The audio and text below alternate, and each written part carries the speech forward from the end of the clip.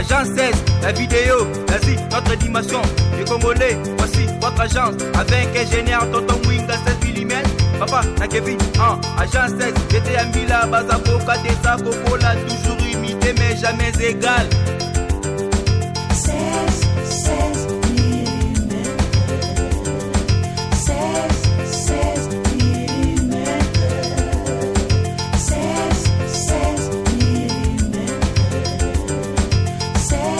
16 mm.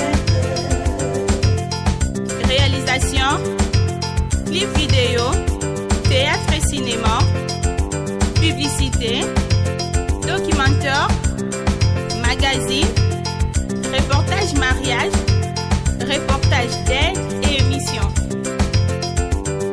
16 mm.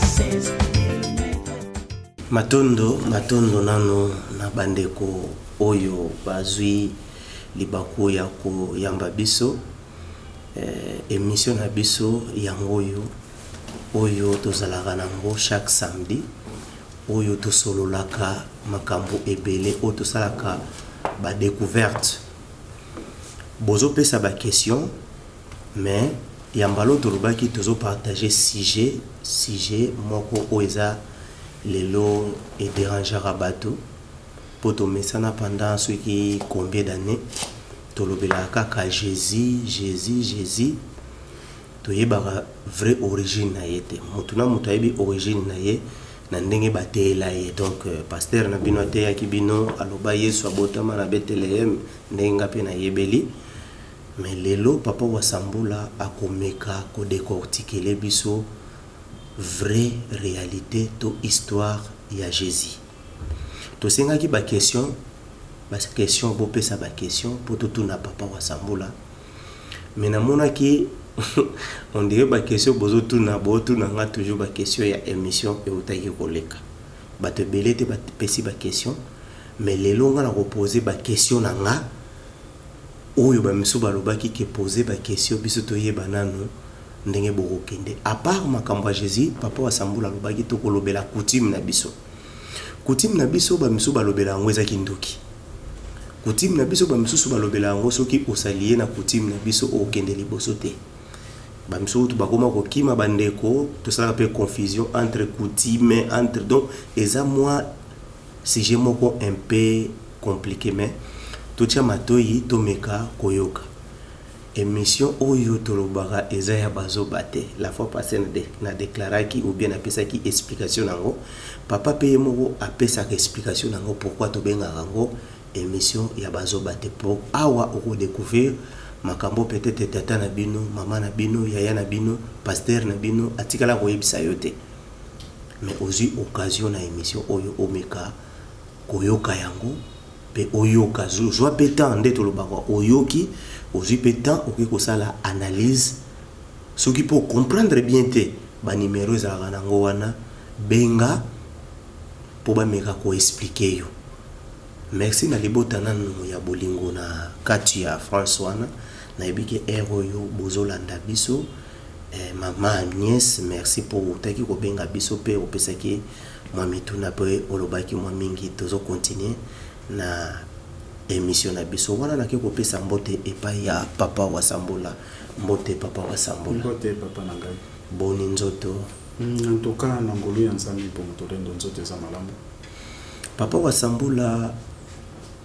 oprometaki biso na bandeko bazolanda biso ke lelo tokolobela sujet mibale do sujet mibale moko eza origine nano ya Jésus oyo bana Afrika pe bana ya Congo to ya Congo pe na ndenge olobelaka ngo tokangami na likambo wana mais avant tokota na sujet na biso mekana nokopesa ba-africain na ba-congolais nyonso oyo bazolanda yo mbote esika bazwami mbote mingi batata pe bamama na ngai oyo bolandaka biso mikolo na ndeko na biso tata Mwinga ya solo toyaka liboso na bino pe kokota na bandako na bino na nzela internet nyonso ezali kaka mpona komemela bino sango ya lobiko oyo to négligea to tobungisa uta bakoko na biso lelo tokomi esclave ya ba étranger tokomi manipulé, tokomi dirigé, dominé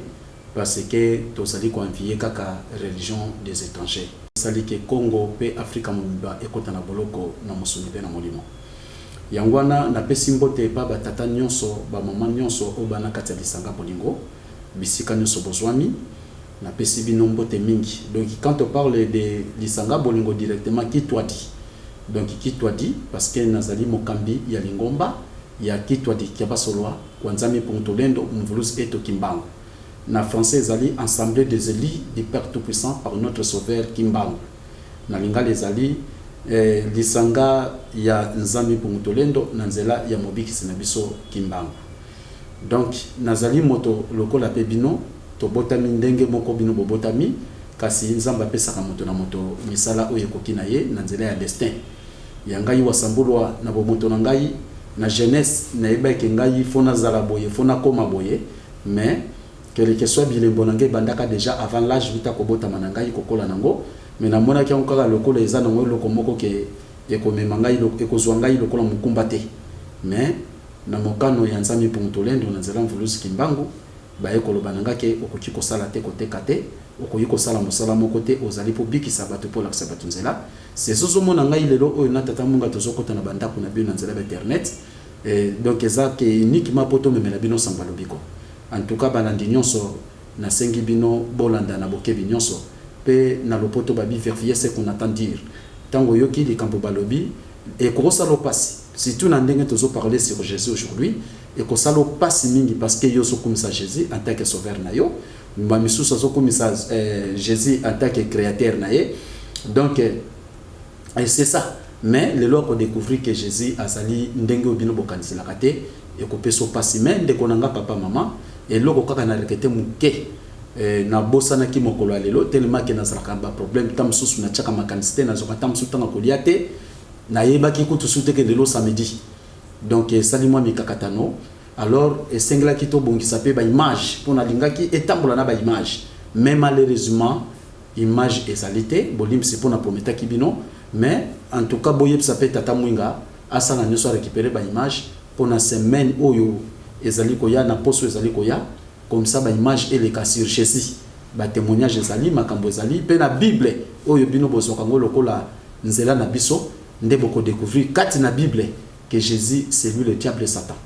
Donc boko ya ko comprendre ngo mais pour na coutume papa na s'excuser muke na iko comprendre que coutume to ko iko tia des sujets à la fois te ozomona parce que eko perturber moment mémoire abatu alors to que nan uniquement pour na Jésus coutume de to poussa coutume to ya semaine prochaine uniquement pour na coutume na biso tradition culture wana to mimengo bongo ya biso bobiso africain makanisi nga peza ki ndenge wana ke coutume to poussa yango donc to tambolika na likanisi moko question nga ya liboso ekoyi kozala boye papa wa Sambola nani Yesu aza nani dans la français qui est Jésus? Oui matondo mingi qui est Jésus? Premièrement Jésus ezokolakisa na bato batangi mingi mais eloko nazo regete mingi yango bato batangi na poto bato bavai na Italie bayebi latin quelque chose comme langue moko morte mais quand même na muke bayokaka bato bayebi français mais comment Jésus bato ba comprendre en côté parce que ce que tu ni muto appelle ça au détail avion directement appareil volant imitant l'oiseau naturel ce que tu ni muto appelle ça yo détail soit il y a histoire est une science qui étudie les événements du passé muto ça libre mais Jésus oh il faut adorer pour adorer muto il faut que vérifier d'abord papa oh yoko comme ça il faut vérifier tozomona mutu mususu akumisa kana musicien moko boy yo mona musicien na faux mais peut-être musicien na sauvage ne loko moko boy voilà ndako ya kumisa la baye mais ce que pour kumisa Jésus a sauvage ne loko ni na conscience soit disant que Jésus a pesi biso bomoyi Jésus a combattre la biso Jésus nde ya keli biso c'est le batou donc ole mutu aza kondima sa contrôle omoni ezala na match ya coupe du monde oyo betamaka na kati Afrique du Sud non na kati Brésil na coupe du monde on betamaka ezalaka ceux qui na bosante car ou demi-finale ezalaka Allemagne na Brésil o Allemagne a gagné sur 7 à 0 oka ba journaliste ne ba loba ba biso e koti bagangi alléluia biso e koti bagangi alléluia ba e koloba ke soki na RDC ndenge bazo sala Brésil boy na mabele na ye RDC bango ngaba baka amen alléluia pour bango bandibanga nyonso ya passe ya malamu nyonso ka amen nyonso ka alléluia bolanda mote na match wana na tira pena attention te to kolukango siko lukango papa ko kutango ba comparable na RDC oyo match oyo Brésil polaka 7 à 0 ne bandeli ya match Neymar abetaka te tango bazoyemba ba brésilien atala image ya match wana Marcelo azolela Marcelo azolela bazo 7 à 0 c'est ça yangwana na match wande ba lobelaka bongo donc RDC n'a pas sur zanango na souffrance zanango mais awo yoka amen alléluia zogam shalom bon pendant tout ce temps to embrasser Jésus katina Congo to soit en Afrique est-ce que batu bazo mona te que changement ça te wana to okene na sopa te kasi yangwana na zozo sa réponse à Jésus te yangwana autonome la question qui est Jésus voilà c'est ça alors batu bazo mona te que changement ça te alors Jésus son nom propre ezali stati parce que Jésus et keko ndenge ke kwa fiki nezali ndenge Jésus azali c'est son moni chaque le 24 décembre catholique babimsaka marque ke Congo alate lamba ya balate kashikushi est-ce que vous comprenez ba présentaka nzambe na statité na image te vous comprenez alors bango sikoyo basali bikeko wana toke na Bible pona baki to parler si Bible mtekanga bana Afrika na boloko kaka biloko nyonso ba détail oyo et comment mapé na tanga pe avec sango mais le quoi tozali si Jésus tozongi nango lisusu to wana Jérémie chapitre 10 voilà to bandi na 3 kimbimbi soko ko aider biso na aider biso vraiment voilà Jérémie chapitre 10 to bandi na 3 makambo ya bikolo wana ezali kaka pamba bakataka banzete na zamba pe moto moko asalaka yango ekeko vous comprenez dans la film à Jésus tant baso kende ko prendre ye bakataki nzete et pour comprendre ba memisi yango Jésus au coup de type moko Simon na ko aider nango wana film na filme kasi ndenge basala yango pe ko mama vous comprenez bakataka banzete na zamba pe moto moko asalaka yango ekeko wana tant ba memi nzete wana bakeko baka yango lokola soit disant kulusu yoka batiaka yango argent na or pe koma kitoko wana so koti na kati ya catholique ndenge basaleke kwa Jésus batiango or argent mona ndenge Jésus ngalaka yango ndenge basaleke kwango poko ngala wana e attirer batu banda koguma mela yango batiaka yango argent na or po ekoma kitoko bazwaka marteau pe babetaka basete nekeko omona kana film ya Yesu bazwi marteau bazoko beta sete donc wana nyoso batiana biso na film muta salango Robert Powell so côté internet bobeta c'est moi 1977 Robert Powell ye wana nde Jésus batiana bandako awute ko déclarer balongola ba photo na bandako pe na l'église voilà alors ba on a la déclaration OK que ya sala na ye business mais le vrai Jésus c'est le statut monde basala yangoti donc nde basala ka statut wana siko Robert Powell c'est moi 1977 oya tourna film à Jésus alandi ndenge basala keke wana pona ko diriger la planète nda tourner film a chango comme réalité donc azoka film oui asali film alandi réalité nde basala statut wana parce que na makomi yango to suta Jérémie chapitre 10 to bandaki na 3 to suka na 5 batiaka yango argent na or po ekoma kitoko bazwaka marteau pe babetaka basete nekeko na film kutsu babeta sete wana tongi bazoba to solela oui ngabe na lela mpo eninganaka te bikeko ya banzambe yango elobaka te etambolaka pe te so yoka Jésus lobi so keke kwa Jésus bouger te elobaka te etambolaka pe te esengeli bamema yango pona kopoza keke pa bamema ngo mema landa bien yango ekokani na bikeko oyo batiaka na bilanga pona kobangisa bandeke voilà omoni na kati ya zamba na kati ya bilamba batie bikeko mupepezo bouger ndeke soka ita ba makapu baso kobanga ndenge bato baso banga ekeko Jésus baso kanseler au sauveur au nan so to tiki Jésus to vivre ndenge nini omoni mutu qualifié comme ndeke oso comprendre alors esengeli ba mema yango ekokani na bikeko oyo batiaka na bilanga pona kobangisa bateke bobanga yango te pamba te esalaka mabe moko te epesaka pe bolamu moko te po ekeko ekosala malamu nini ekosala pe mabe nini tel que Jésus t'a dit. Alors ce que ce toque na détail ndenge ba lobby ezali papier qui portait en filigrane les monogrammes papier qui portait en filigrane les monogrammes de Jésus statuette de Jésus enfant. Alors wana siko ndenge bakeleli na détail nango ozomona papier qui portait en filigrane les monogrammes de Jésus enfant. Alors siko soko ke na ba dictionnaire batu bako na ba dictionnaire si tu ba luka ba dictionnaire o ezali série 1977 série 1975 série 1976 78 80 kuna ba komona penza ba détail wana ezali bien. Alors siko so ba ke na ba la rousse o ezo bimila biso mikuba komakaka grossoso donc ba qualifier le code saucisson ya monene. Donc nulle part ba lobby que Jésus boy po bango moko ba midele ba sali ba dictionnaire ba vérifier. Donc tu vas rebattre que sauveur de l'humanité et loko moko te oso comprendre sikoyo et loko nini eye ko sala ke batbando ko adorer parce que c'était ça ndenge ezali laki omoni bible eki na 180 évangile mais ba mindele na 480 évangile wana ezali na basekele oyo peuple nyonso ko lieba ke biso to wana par wana te biso par na biso boy ba catholique missioni ba yoko s'organiser ba biso to tika mbo moto dominer ezate nde ba yoko tika 76 livres na 76 livres 10 ezalaki na sekele ko bimisa ba bité photo bimisa apocryphe po ba sekele muso tika likona bato biso se batangi to ba ka keza lokuta or que ça réalité nde ba ko li tant ba ko sala mukili ba sali symbiose pour na domination puissance so dominer 666 nde ba ko sala tuba tika livre oyo bomenga bible na 666 na 66 livres de 66 livres donc yemoko livre boye azo présenter 6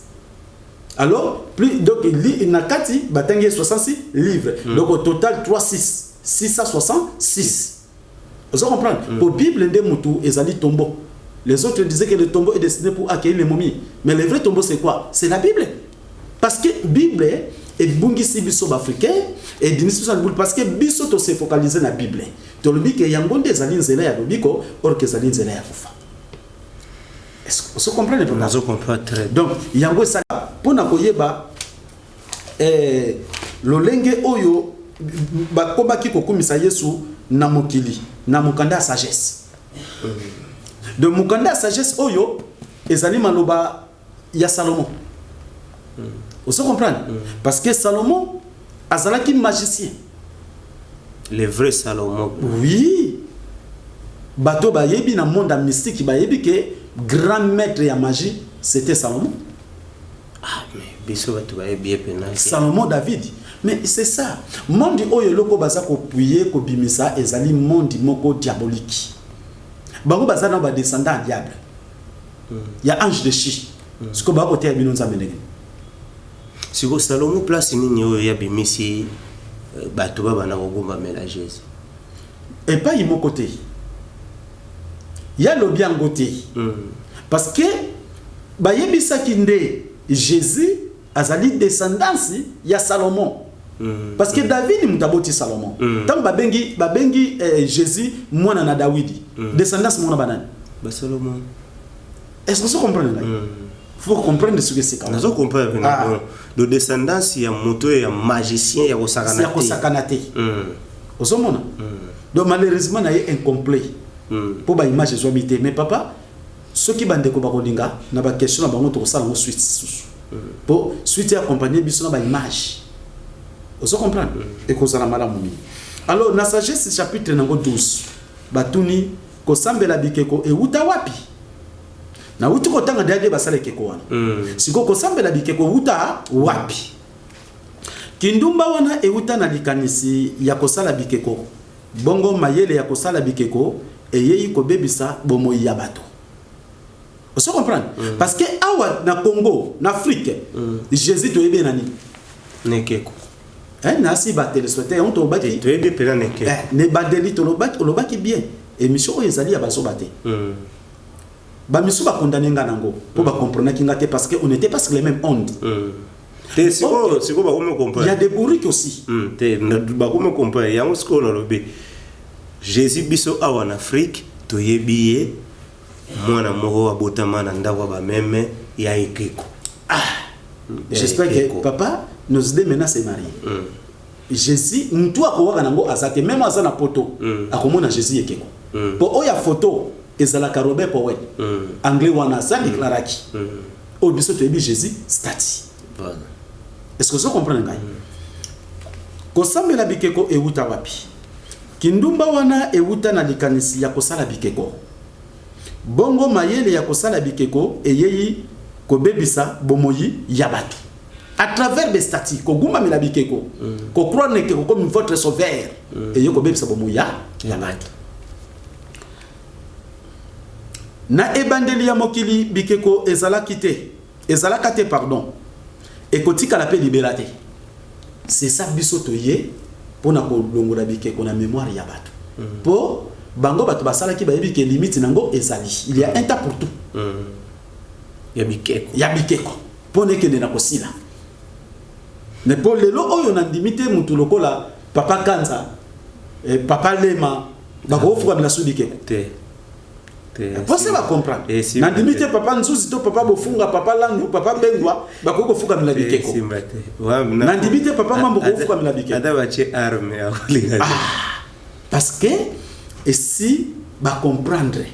Alors sikoyo loko la bande ko wana ba comprendre totangi. Nami balemisa totangi te bazé bere soki 15 soki 1000. Tolingi ba misuba rejoindre biso na connaissance ya koboya ko fuka bila bikeko. Togumba melanzambe ya solo uta basetre na biso. Mais papa Wasambula na émission mo to sala awa oyebisa biso ke Jésus aza mwana ya Jules César. Oui, toko kende kuna. Yamona aussi sana bikeko. Oto ana partie à bikeko. Voilà. Parce que Jésus le papier qui portait en filigrane le monogramme de Jésus, image et statuette de Jésus enfant. Détail clair, propre, pour le son succès dans Jésus, papier qui portait en filigrane le monogramme de Jésus, image et statuette de Jésus enfant. Image, statuette de Jésus enfant. Image, yekeko, ya mwana Yesu. Est-ce que vous comprenez? Banda wana elembo batbas yana statue wana ezali Vatican. Si le yo na réveil, yo na des way, on ba que non, biso to comme na Jésus solo catholique na Jésus a faux. Nani mutu na Jésus? Nani Alexa Jésus na planète? Kolokop wana ba kolokop bangwana. Robert Powell auto lo bango. C'est ça. Alors na ibandeli ya mokili bikeko ezalaka te ekotika la paix libérate. Yango moni ba mindele lokwa ba bike otika la libérate nguye ko kita be ko bimisa terre moko antichrist. Si quoi bateau ba koya ko talisa neti yoza vrai antichrist. Oui. Oui, antichrist c'est la question ni to ko kena détail. Ba mindele ba yeba kike kopi na biso to sali pona ko dominer planète ezana batu nzamba ko tia molimo ya bososoli ba koya pona ko sosoli sabande ko na bango. Alors pona ko tia ba garde fou. Il faut te bisa batu wana ki mutu no sa ko ya ko nier Jésus devant bino azali antichrist. Pour batu si ko mutu fa asosola pe antichrist la kisi nini omoni mundele yemo ko pesa ba détail nyoso sa le savoir to yekana le momo ke papa yoza réalisateur yebi makambo ya internet yebi makambo ordinateur ordinateur no so ekoti virus ordinateur ko makamala muto mabe et baby si ko pona et marché de nouveau après un empan faut antivirus vous comprenez antivirus et pour na ko détruire virus kolongola virus o yebomi ordinateur donc antichrist et pour na ko longola bato na mabe ya Christ na bikeko ya Christ. OK. Donc virus et BBC ordinateur virus et BBC ordinateur antivirus et pour na ko longola virus pour ordinateur marché de nouveau. Voilà. Est-ce que vous comprenez? Ce qui totali ba juif bakum saka Yesu te. Soko ke na Israël oketanga bongo kopo ya Jésus. Momemi ngambuti.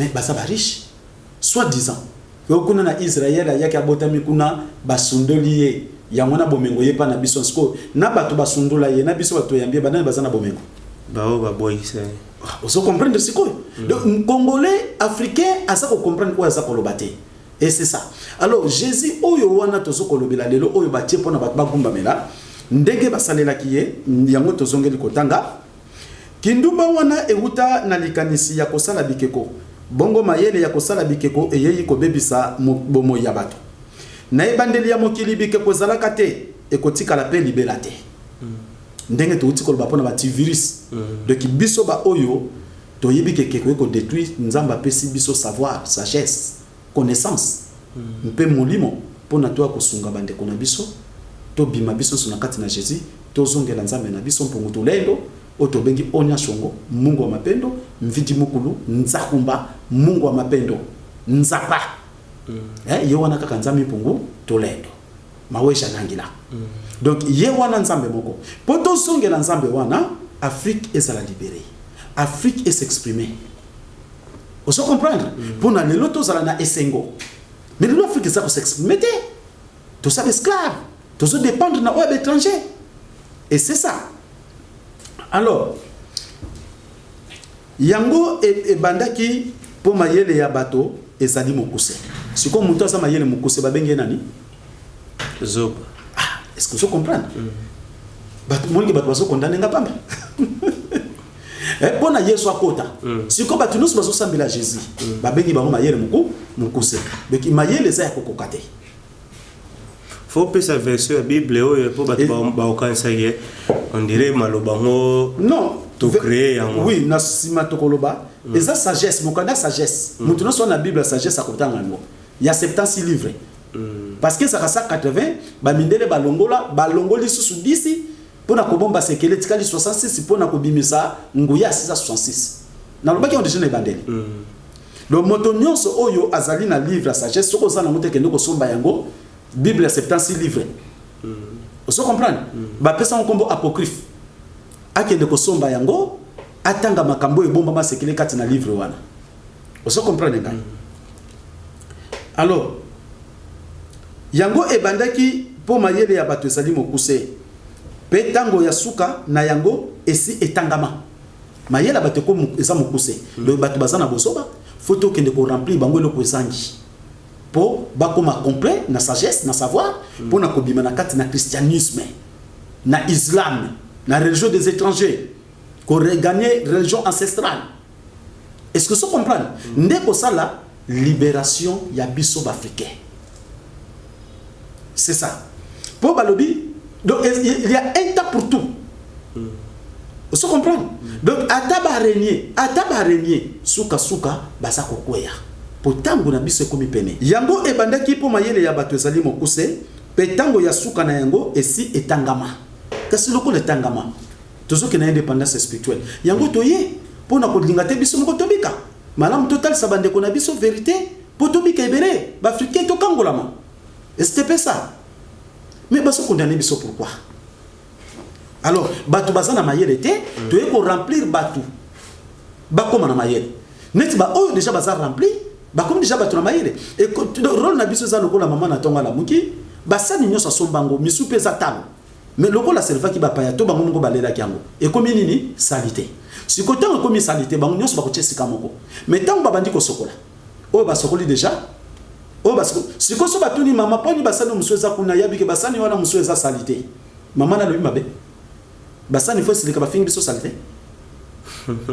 Vous comprenez? Ndenge moko toye pona kobenga bato bazongela nzela nzambi mpungu. Ba oyo nanu ba comprendre te na qualification propre ezali buzoba. Lobana no ayoki te. Oyo ayebi nanu te tokoloba ke peut-être azali nanu na connaissance te. Mais oyo sa yebi makarami na Yesu. Qualification bale.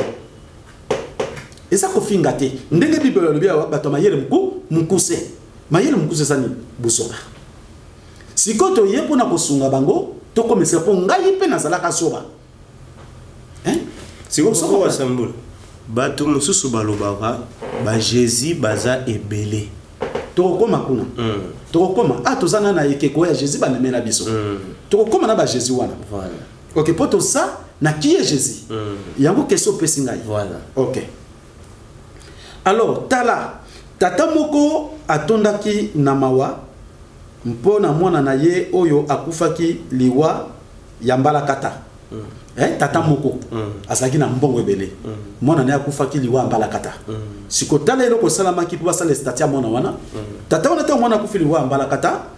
Mwana yango akomi kaka ebembe pamba ndenge zaka mwana belita akufi. Alors kasi tata na ye asali ekeko moko oyo ekokani na mwana na ye. Tibo mwana kekeko na basaka forme mwana bobenga Jésus. Eza ya tata oyo ya riche. Bolanda malamu. Pour constater les grands mutasaki siko statiango.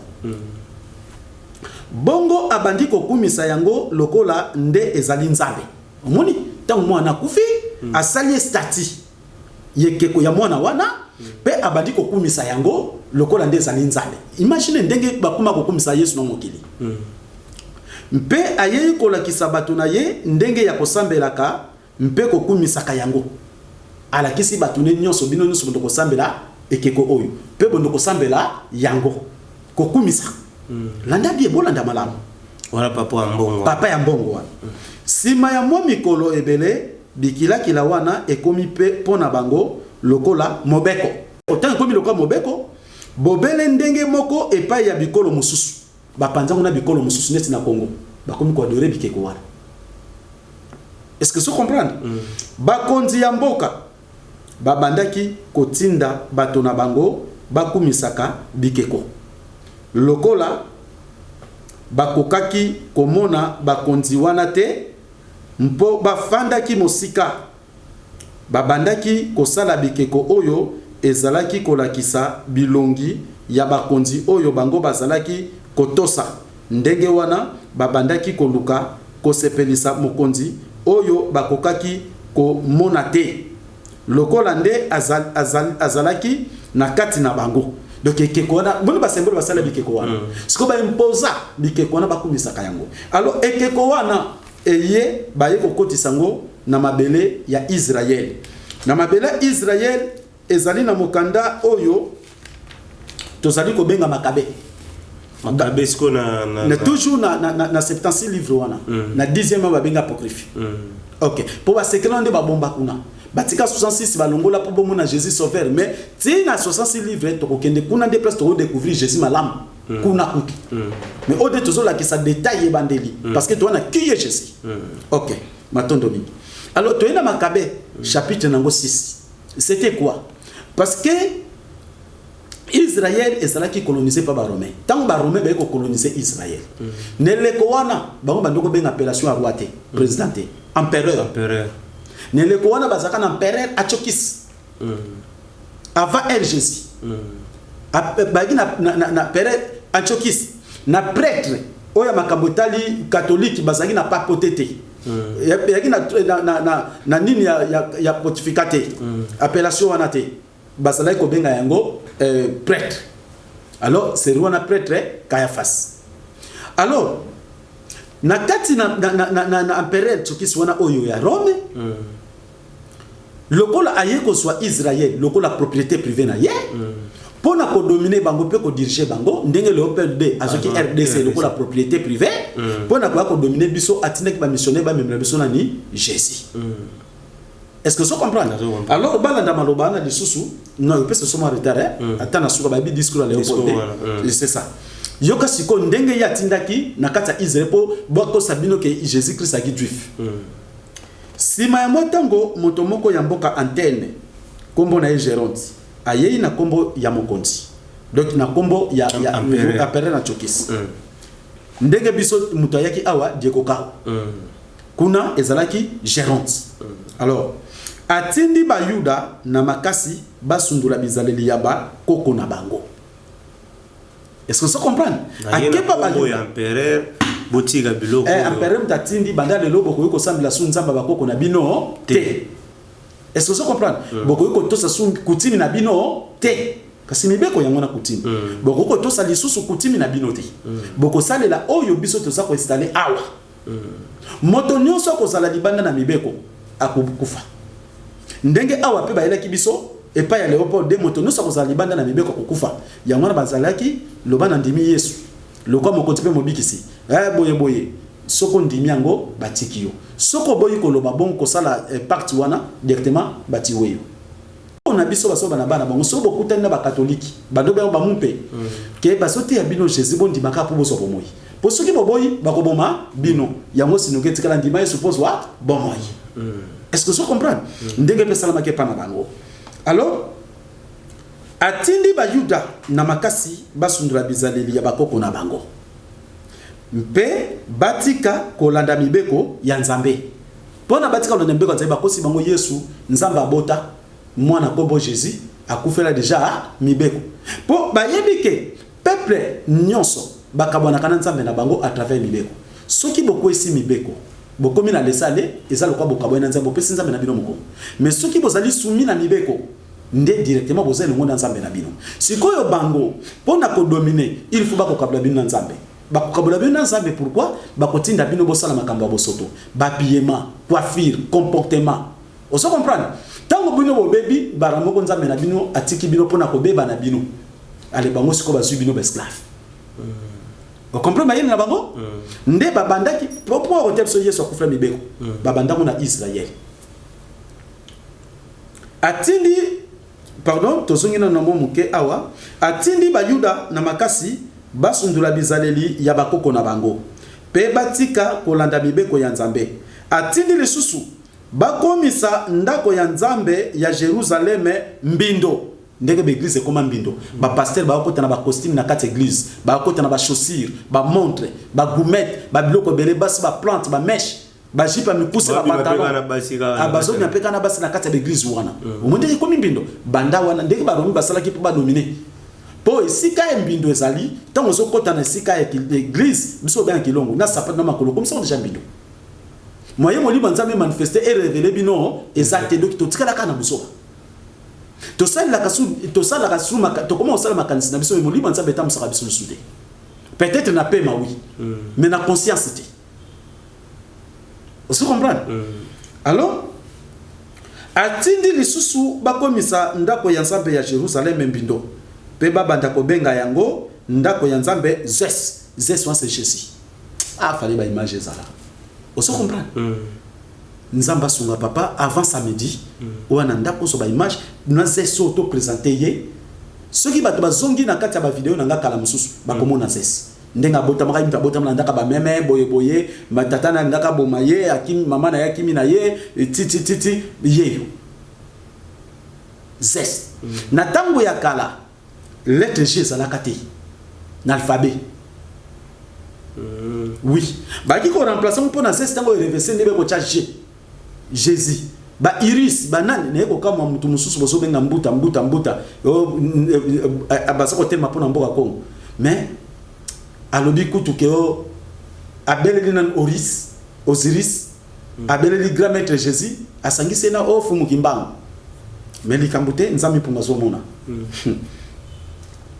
yangomba ya Olympe donc vous comprenez donc ba komisi ndako wana mbindo ba komi ko bengo Zes donc ndako ya Jésus et komi wapi na Israël ba kotila ki bango kokotisa j'espère que Bible na bango tezo beta Bible konyonso aye ba kombo ya Jésus mindele ndem ba memela ki bango kuna alors tango ba français ba ye awa na ba kombo tango bana basa ko botama biso tango ba koko na biso baso bota biso te ba mindele te ba kombo zalaki ya biso moko ba wasambulwa ba mwinga ba lema ba kanza vous comprenez ba kimbimbi ba kombo ba koko na biso parce que tango mondela ye ba ko coloniser biso surtout colonisation ba Angola bazo ba komo minga ba portugais ba Fonso bazwao ba Pedro vous comprenez awa siko loko ba elaki biso colonisation na français nde awa ba Emmanuel ba Dieu ba Antoine ba Freddy et c'est ça est-ce que vous comprenez colonisation siko ndenge ba romain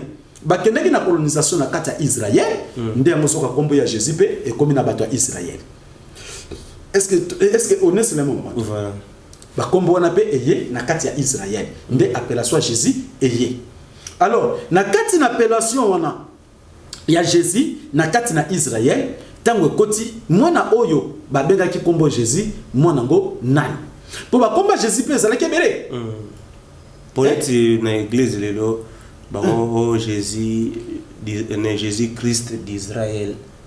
De Nazareth. De Nazareth. Jésus de Nazareth. Pour soi-disant. Nazareth, c'est Mboka. Le roi de Kinshasa. Le roi de Kinshasa. Vous comprenez? Et ça, ce que vous comprendre, c'est ce qu'on a un niveau moko et l'ingomba ya kamba batonga ba personne comme Nouvelle Jérusalem. Comment expliquer? Oui, puis que l'église à Kamba va bien comme Nouvelle Jérusalem. Mais papa, imagine. Ok, Jérusalem, c'est quoi? À l'an 70. Non, bitumbezaki à l'an 40.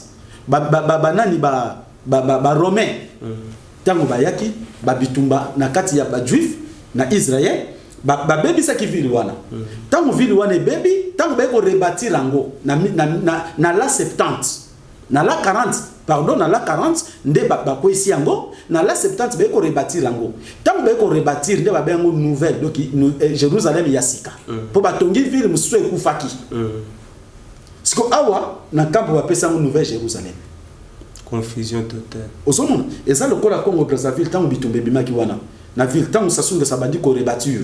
Siko to bengo nouvelle, to bengo Nouvelle Brazzaville. Siko ba to fa ça l'église ba pesa ngo Nouvelle Brazzaville. Oso tala mutu ya batu. Oso comprendre papa na ngai. Fallait pas présenter nouvelle Nkamba. Tala na. Présent Nkamba mais nouvelle Nkamba. Moi pesa pe nouvelle kona ni.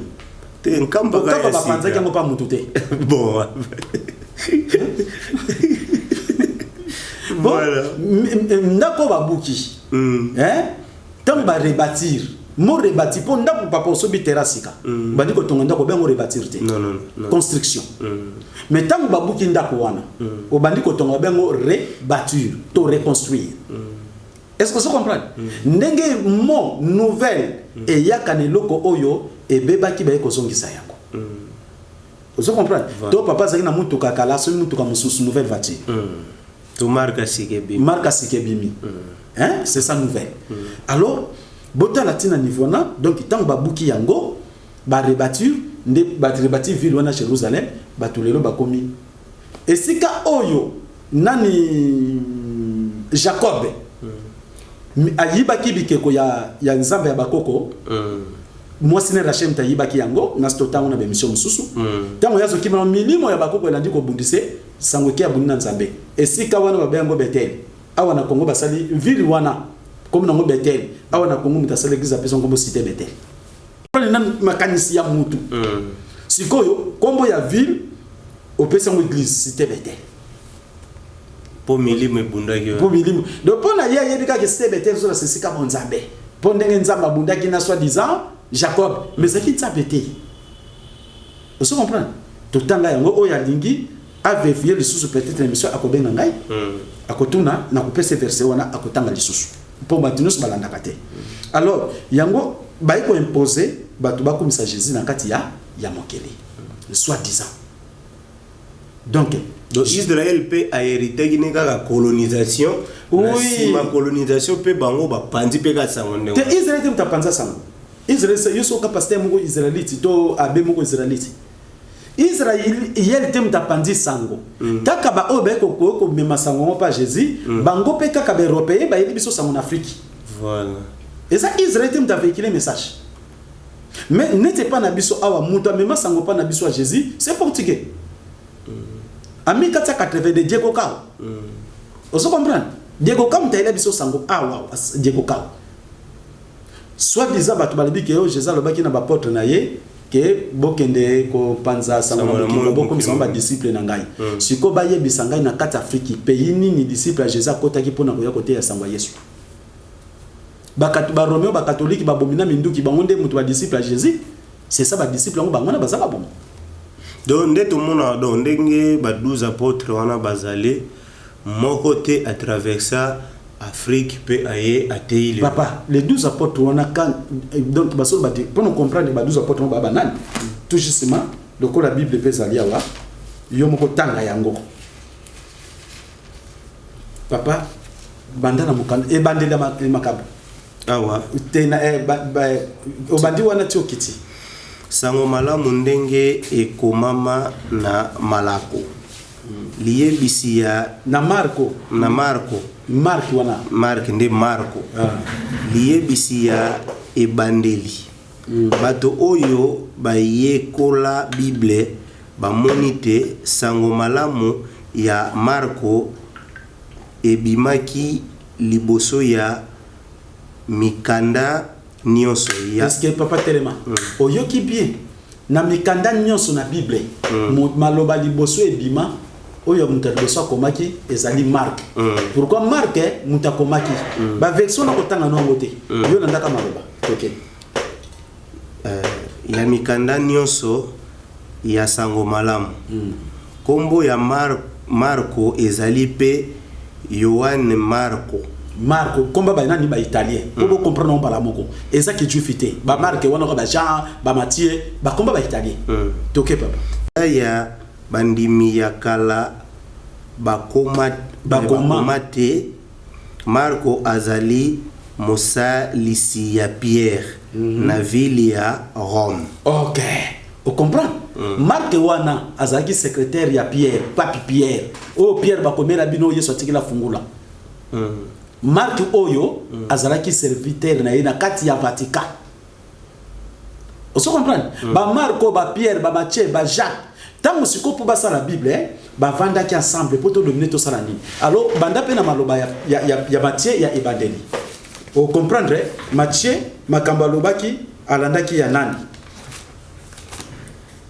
do bango tu mutuna mutu ba vanda ki wana sikoyo Marc akina expérience mingi poye azalaki na Pierre papi Pierre oya tonga église à Vatican en 1521 pona ba bengango église à Vatican ba tonga na 1521 premier pape ezalaki bongo Pierre sikoyo lokola ya salaki na Pierre ozo comprendre ba Marc ba Matthieu ba vanda kana eti ba yebaki histoire onate nde sikoyo Marc amandi ko betela ngo histoire ndenge makambo ezali ba kosala pour ba dominer planète. Alors Matthieu salaki nini banda pene bandeli oyo ka selon ndenge ba moni ezala malamu ndenge ekomama na Matthieu liebisi ya ebandeli Matthieu alandi makambo nyonso oyo Marco akomaki. OK on comprend donc la question Marc abi poto sala bonga na vanda na Pierre poto longa bango boy batuni selon Matthieu moni ndenga na moni ndenga Marc alingaki soko kesu pas jamais ma toke pas Jean papa pas mingi na mokili yango bato mwindu na yebite nzami mpongo soki kino tango nini bandeko na ngai ba kososola te toke na liki nana na like to soit les 12 apôtres bango nyonso bavandi papa bandeko na ngai bana Congo ba sosola malamu tango bayoki les 12 apôtres yoka ba kombo ni sonana ba jufité Thomas komba banani ba français italien Thomas parce que français et bimi na latin voilà Thomas Pierre komba banani ka italien Jean Jacques ba on se basa place sikoyo est-ce que komba ba jufi yango mais ba ba biso ba discipliné ba juif mais kasi on peut non comprendre papa na on comprend ngala komi vena place wala ba biso les 12 apôtres yé aponi bango yeso zali juif aponi 12 apôtres wana mais pas na ba kombo na bango baza ba italien parce que ba italien ba yé na Jésus même en Afrique même na kati Asie. Vous comprenez? Yango ki ba Marc, ba Pierre, ba Matthieu. Est-ce que vous comprenez? Bande konanga ba na Congo. Bosso solana. Et ça chez ba Romain, Vatican, le diable. Transmettre le diable par-ci par-là dans la planète. Pour ba dominer. Vous comprenez? Tanga sous ces bandes la malobaliki. Sango malamu ndenge ekomama na Luka. Liyebisi ya ebandeli. Luka alandi makambo nyonso oyo Marco akomaki. Pona nini? Po Marc nem tavanda kana Pierre. Pierre soit disait wana Yesu apesa ka fungula puissance à démon ya Satan na kati na église mtabandango Pierre. Vous comprenez? Ba Marc mtazalaki na yelongo. Donc Pierre wana na voix normale batambula na ba Marc te. Batambula Marc kutazalani apôtre te. Parmi les 12 azalaki te. Mais Luc azalaki wana. Matthieu azalaki. Siko Luc na Matthieu mbatambo na Jésus. Bagona Marc na mtakolakisa muninga. Non. Ba bouleverser ma camp. On se comprend. Pour soi-disant Mathieu, ba Jean, ba nani, ba like, ba ngonde bazalaki proche à Jésus, bazo tambour. Parce que Marc, soi-disant azalaka docteur. Parce que docteur proche à nani, il y a Pierre. Siko, il est proche à Pierre, n'a pas proche à Jésus. Ba nani ba Rolanda Samoni na malamu ba kopanta. Mais ce que lui qui a dit maloba Marc, Mathieu dit Marc. Se comprend le voilà. Donc c'est ça et que ça la moi confusion. Bat ba yebité. Yango ki ba bengi Bible mbela minumi mi balé. Et ça ko kata biso na boye pe na boye. Et place ça ko kimelango ezalité. On se comprend. Tombeau est destiné pour accueillir des momies, mais le vrai tombeau c'est quoi? C'est là, c'est la Bible. Oyo et ça ko sala ki ba congolais, ba africain to ko fera le croix ba soso. Pour na tozali na nzelo to sa ko landa to sa protéger té. Toza lokola fufu batandi likolo ya mutalaka mon pepe soye makase memia ndenge to koma parce que Bible te tali biso bobo. On se comprend ngai papa. Alors tout ça parce que nous les Congolais toza ko vérifier té. Et yesu ngai mais tala la teli. Tala comportement, tala ba divorce. Tala ba to ba koti na kiss, na kindoki, na koyinana, na kotongana. Mais dans mon nani Jésus. Ouais, ce qu'on inspiré par mon esprit c'est Jésus parce que le Saint-Esprit. On se comprend. Donc Saint-Esprit, esprit satanique. Il y a voilà. Alors ce que tu as la moindre venir là. Mpeve ya nzambi mpungu tolendo. Ndeto kozala na bolingo. Mais si vous papa ou Sambola. Voilà nan toza na première étape il y a Jésus. Étape à Jésus. OK. Nan nous toujours cité. Kombo wana batu nyonso badopte yango, hein, tolo ba une grande partie badopte yango. Parce bato yo badopte yango te tozuneti ba musulman. Mais ba musulman bazo reconnaître Jésus lokola prophète ndengeni. Bango ba prophète na bango azali Mahomet. Balo bakanda azali prophète ya ba blanc. Mais ba musulman o ba vraiment o bazana ko ba musulman te. Wana ezaka ndenge kongola na kabilandira ndo bino sekelete makamnyo so ba komba kisi ba domination ya kozoraka basi ko sakana kana basi. Vous comprenez? Wana yango te ba vrai islam. Ba vrai bango penza oyo kuna na kata rabi. Ba yebike sauveur bango pona bango sauveur na bango za Mahomet. O bazan ko yeba bazoba ke Jésus prophète à Israël parce que ba yebi histoire te. Pourtant on bayaki ko kotisa Jésus na kati ya Israël bango ba yebite bango siko ndenge ba blanc ba véhicule ki message yango na kombo ya Israël ba kanisi que Jésus sauveur ya Israël mais Jésus sauveur ya Israël kombo ponde ba botama na ba kombo bazoka na bango tokotanga ye. Vous comprenez? Tokotanga ye. Alors pour épreuve totanga sauveur to tokotanga récemment na mission utoleka yobi mtotanga kia sauveur de Oyo ayaki ko libérer Israël, c'est moi qui libère Israël par cette épée. Jésus Barabbas. Jésus Barabbas. Parce que Jésus wana. Pourquoi yé ase ozaki pona kende kobunda pona Jésus asko ne mwana Maria. C'est vrai mwana Maria. Vrai mwana Maria sikoyo ye wana. Mwana ya empereur Jésus Barabbas wana. Donc c'était quoi?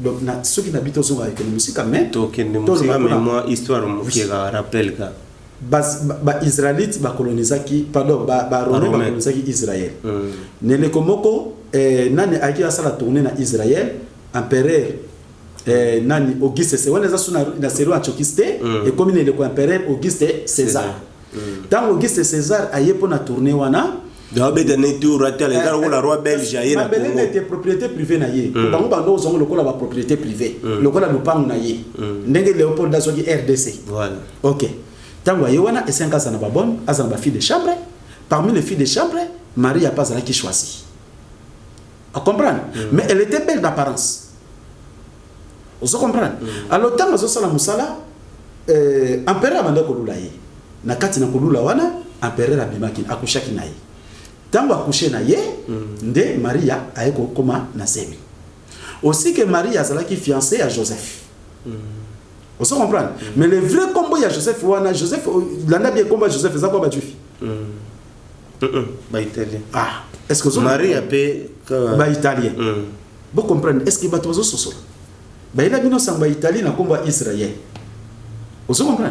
Mon mari kombo Maria, mais bazali na bango bato Israël, mais bazoki ba kombo na ndebiso so ba kombo ba belge ba ila ka biso.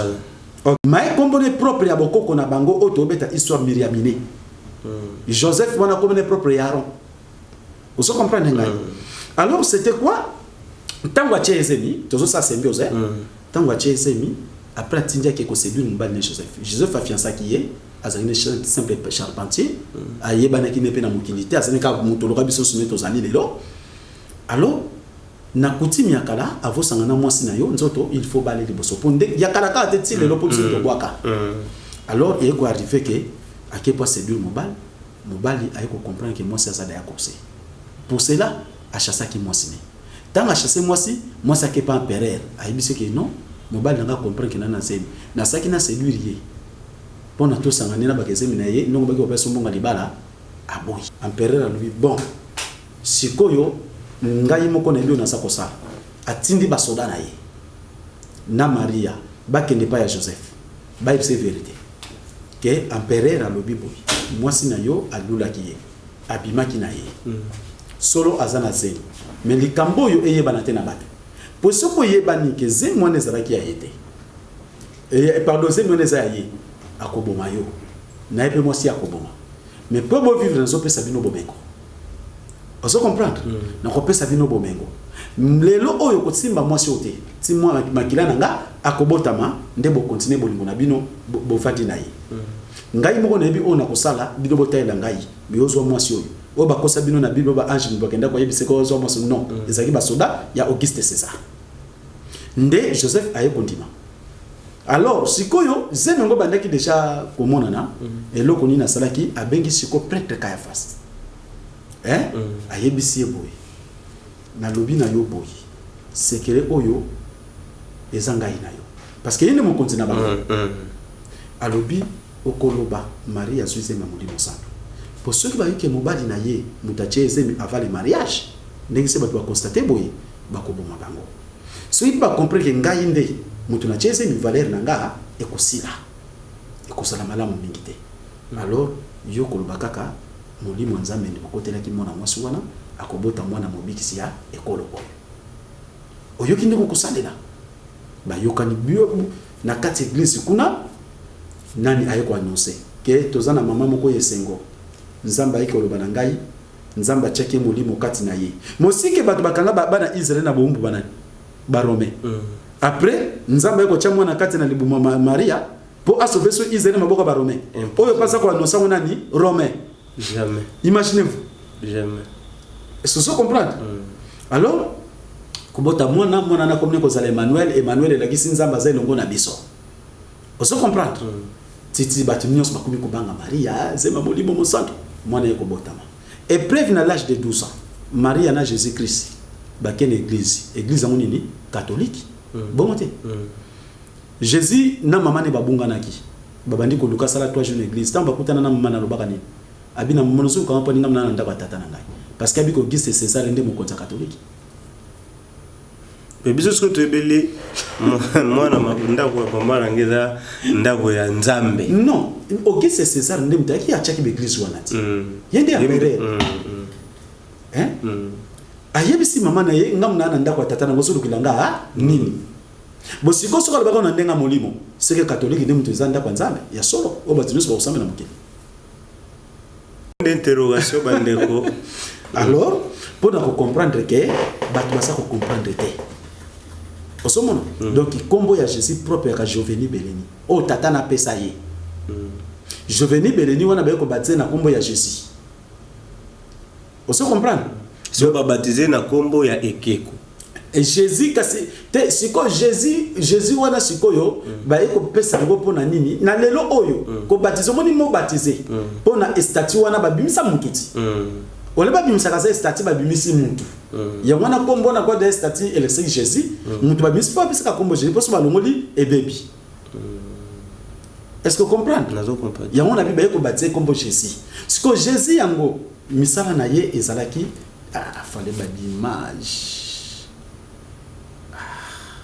pour une image bande za clair bar Jésus aux autres la table découvrir cercueil na yekuna na kati ya Israël au monde appelé que Yoshua bar Joseph donc Yoshua bar Joseph c'est Jésus fils de Joseph. Vous comprenez? Fallait image na requête fort. Mais est-ce que comment ndenge nini na bato oh to continue na image va partout.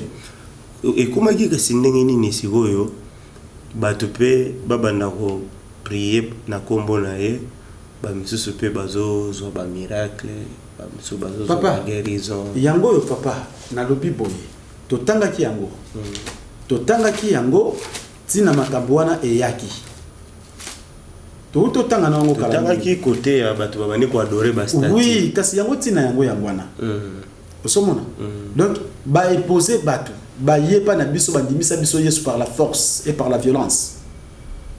Vous comprenez? Ba boma ba koko na biso ba sala boye yango ba image fo landa ba tande ba sala ba koko na biso nande ba dimisa ba koko na biso Yesu no makasi par la force et par la violence. Vous comprenez? Kasi bondimis ko na violence wana sko place wana tango zo kende ko sambela bakayina bango yo singate komi na ngoyo moko yo moko ke yipe kasi te moto siko ba faire croire que Jésus est sauveur. Vous comprenez? Abandi ko sambela Jésus bikeko wana. Tango zolo ba ke miracle. Papa miracle tango ki mo miracle eza biloko ya banganga kisa ba magicien. Ntipanza me miracle za lakate. Na explique mo ba rebele. Oyo boya balule komi mbongo. Mais siko na kata Jésus yebisa miracle ni zawo. Miracle basi ba komi kotika banzoto bolumbu. Mabala ba komi mbonsa komi kobota na 5 mibali bala moko. Nde aronzo be ngo miracle. Mutazoko tira mutu nanda kwa bomiye. Ya onde miracle. Congo ça n'a pas, Afrique ça n'a pas, comme miracle ni au Jésus en Afrique. Mais miracle moi yango yusko Afrique zo souffrir.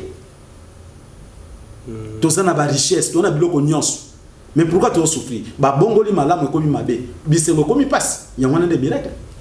O bino bo accueillir, bo embrasser na kombo ya Jésus. Congo ça na bomengo. Afrique ça na bomengo. Mais pour na nito kabwani, miracle ye kabuli Congo Brazzaville na Congo Angola, na Congo Kinshasa, Congo Gabon. Tokomi ko bomana tokomi ko yinana biso na biso banwana ni miracle ya monati botango balobarake soki oyambie okomi ekelamu ya sika.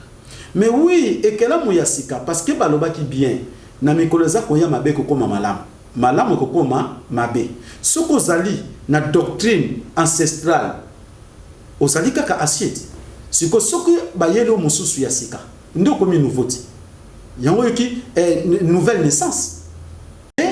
Et comme malamu comme ma bien nouvelle naissance otiki nzamba bakoko no tiki kuti mno landia sika bayeli yo mais sikoyo eza lokola Jeep Mercedes ozui monteur à Peugeot tena kati tozo mona ngopele lote albe mabenyo sikoyo oyo selaki ekoi donc wana babosa kasite yango eyaki na évangile ndima Yesu poso bomoyi tika mibeko no ya kufela yango osomona po bayebi ke soko tiki mibeko yo na nzambe no bokabwani bango bazuyo comme esclave nde bazonyokola biso lelo po totika mibeko tondima Yesu na nouveau oso comprendre bayebi biso livre Nouveau Testament bayebi biso nouvelle naissance nouvel ordre mondial s'établit par les blancs les impérialistes les sionistes pour na ko dominer Afrique pour na ko dominer biso tous à la esclave batupamba yangwana bayebi biso loko ya sika nouveau. Est-ce que ça peut na bamboka mususu oyo ba romain wana ba kenda pe boye na religion wana e ko vanda te ezali tel que na Chine fandaki mais lelo ezate parce que molile ko tika la se côté na kata Chine pe bazaki na boye bité virus e kotaki ya ko sala ke ko ressemble ke ko lokola bikeko e ko tika la libérate na Chine ba bimi nango yango lelo bakomi oyo baza lelo bazongeli nzamba ko izora irivana na nzela buda. Siko pourquoi tango neti biso awa ba pasteur na biso tango bateyaka Jésus bango moko balobi voilà ba miracle eko accompagner ba oyo bakondima na kombo na ye donc soki batu bandimi na kombo na ye ba miracle banosalema ba msusu bakoka ba hotelema ba msusu ba oloba monoko ya sika ba msusu papa koloba monoko ya sika déjà poye ba français botengo na classe kasi monoko ya sika yango nati po bakoko na biso munoko kala yaki ki Congo lingala ki Swahili kiluba tant munoko ba pa yeye ya sika uye ko longo bani ko lobati est-ce que eya basali mutu prier mutu ba ba français to anglais to baso ko basa ko apprendre te ba munoko sika ba oyo baloba ba rondo shika bareke ba papa baloba nini wana eza kutu na amina nga moko boye ye penza chrétien ko sakana te akibanga nga kutu lelo azonga pe lelo akoma ko sambela pe na biso akenda kokuta po église fo banda 15h ya ke 13h akewana ya vandi kuna pasteur na baswa ndiza ba intercesseur bazoye kusla baoye ko la parler langue azo souffle ba azola siko bango ba yeba kité azoye kusa bango titi azo pesa bango ba position ya moment ya ba era makambo yoko mataboye yoko zongona boye sondokolo do aso yoko tanga siko pasteur atala boya moni yabi oh yoko sani ya o za er na binote yabi te pasteur na kina kala va pona bima tabi non église zo banda 15 yo ya ROR ni tika biso ko bima nyoso na bia ngana kasango molimo nzambe nzoko ba yekola kayango ko yekola siko soki molimo nzambe kuna na ministère wana kuna ba sondokolo na ministère na ba sondokolo kuna kaka nzambe ya kana maloba moko papa vous comprendre te vous comprendre ngai et papa et lobaka nini na maloba wana siko na maloba wana par la langue c'est salini na Congo et salini na Afrique comme miracle comme sengo pona comme délivrance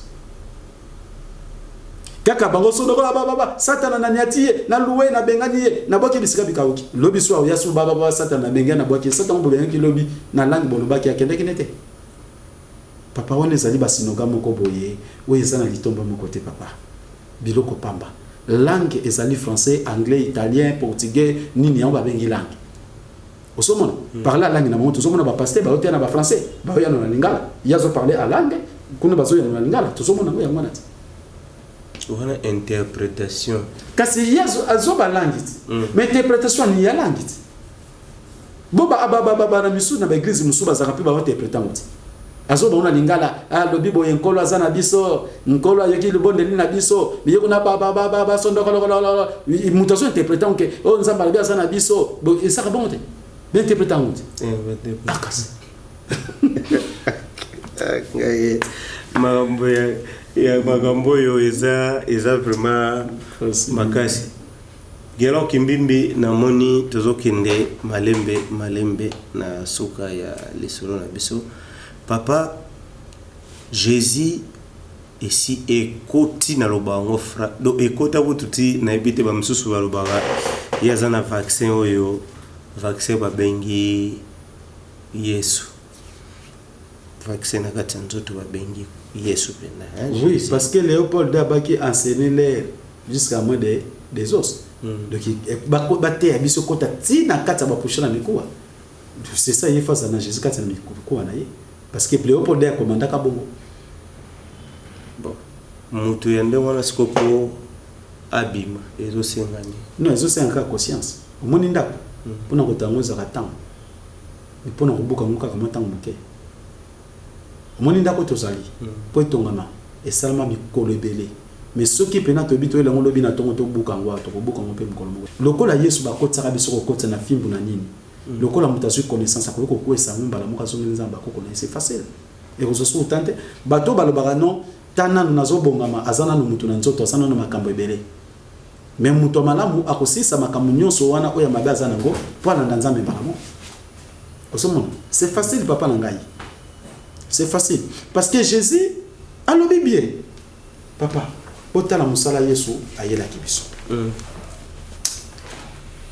et ça yo pas si tant otanga papa parce que c'est clair vous comprenez pe po ba benge mwana nzambe to banana no place wana Jésus wana po ba benga ye mwana nzambe oyo toza ko benga bar Jésus wana to benga ngakisi wana po ba benge mwana nzambe ezali ye moko kaka te kutimi ya mboka na bango kutimi yango to na Exode chapitre 3 Exode chapitre 3 et 13 pardon. Exode chapitre 13. Matondo mingi. Exode chapitre 13.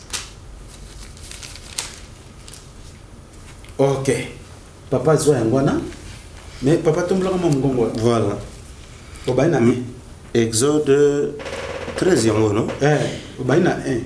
Exode chapitre 13 obaina 1. Mibeko mususu pe Excuse papa, ozotanga na Exode chapitre 13 obandi na 1. OK. Mibeko mususu pe na bafeti ya koleka. Yawe alobi na Mose. Bope sakangai bana mibali nyonso ya liboso. Oyo bakobanda kobotama na ekolo ya Israel. OK. Ezali bana ya bato to ya banyama. OK. Yawe impozaki. Na kati mabota na bino so boni boza na malamu. Po ya nzambe ya sata na ba sacrifice. Mwana liboso ko bota, soka za mwana mubali, okopesa mbeka pana kai. Ezala ya nyama, ya taba, mwana na liboso ya mubali, lifo pesa mbeka pana kai. Kutimi na bango. Siko pona yango, tango apesi kutimi beko wana. Mwana nyonso liboso ko bota manekolo ya Israel, lifaza la yanga yawe. Abraham, tango mwana liboso abota maki Isaac. Akendeki po pesa ye pembeka. Nde ya walubike mwana azana makilaba noir, moyena zo embeke ezate. Na place na ye, lukaka mwana meme opesa na place na ye. Bo oboti na mutu moyindo. Parce que oyo ko pesa lokola mbeka ekolo ya Israel 100%. On se comprend? Siko Yesu tango abotami basali nini? Omoni asengi bana nyonso liboso ba pesa mbeka. Tina babenga Yesu De bano salema déjà bazo boma ka il faut pesa mbeka. Yango moni Jésus ngumela kite ye moko tata e bieza lokozo bokola soso mikolo koliai. On se comprend là? Bakufaka avant. De na coutume na bango déjà. Coutume na bango déjà. Yango yo sikoyo po Yesu koma mwana nzambe basala kindenge nini? Banda awa na Luc chapitre 2 to baina 22. Luc chapitre 2 22. Qui est Jésus toujours? Joseph na Maria bamemi Yesu na ndako ya Nzambe. OK. Awa mwana akokisi mikolo oyo ekokaki po na kokende kolongola mbindo. Ndenge mibeko ya Moïse ezali kotinda. Pona basi oyo baboti sika bongo Yosefu na Maria bamemi mwana na Yerusalem. Pona ko lakisa ye na nkolo. Pona ko lakisa ye na nkolo. Pamba te ekomama na mibeko ya nkolo mwana nyonso ya mobali oyo baboti liboso akozala ya nkolo. OK. Omoniambo mibeko na uti bango kala to duito tango na Exode 3 to na Luc chapitre 2 22. OK. Bapesi ye pe ma bonza oyo mibeko yango ezali kotinda. Ba pigeon mibale. OK, yango moni Yesu bacheki na symbole ya pigeon. Tango balakisa biso na film. OK, pona ba hypothèque ba livrer lokola mwana liboso mbali soka botami. Azalaka ya Yawe, siko pona ba pesa sacrifice balantsaka na pigeon. Yango mona film Yesu bacheki pigeon na lipeka. Pona ko sacrifier. Soko talipe ane na mokanda Samuel. Ana lobaki na kolo Yawe na bango, fungola mabota na zobota te. Poso na boti mona liboso ko zala ya yo. Et ça va sacrifice wana yango na eza mitindo na bango moniti na babenga ye mwana nzambe parce que azapo soka mwana liboso abotami ya mobali azapo na tata na mama taza sacrifice ya Yawe donc ozobota aza ya mwana na ya tata na mama te mais aza ya Joseph et ya pardon ya Yawe yango na mundi bakaopa sacrifice pesa na tango lisumala. Luc chapitre 2 verset 22. Joseph na Maria bamemi Yesu na ndako ya Nzambe. Awa mwana kukisi mikolo oyo ekokaki pona kokende kolongola mbindo ndenge mibeko ya Moïse ezali kotinda pona basi baboti sika. Bongo Joseph na Maria bamemi mwana na Jerusalem pona kolakisa ye na nkolo pamba te ekomama na mibeko ya nkolo mwana nyonso ya mobali oyo baboti liboso akozala ya nkolo. On comprend? Ezali kaka yete bana Israël nyonso soko botemba ko bengo mwana nkolo. Donc ya Yawe po mwana mobali nyonso sacrifice. Faut kufa. Faut kende ya ye. Oso comprendre. Tina babenga kaye mwana ya nzambe yangwana. Fils de Dieu qui est de ce Lucifer. Oso comprendre. Oyende mutazo makila batazolia. Oso comprendre. Mais bat pas comprendre te. Donc Jésus vous a adoré le diable et Satan. Donc tata na Lucifer.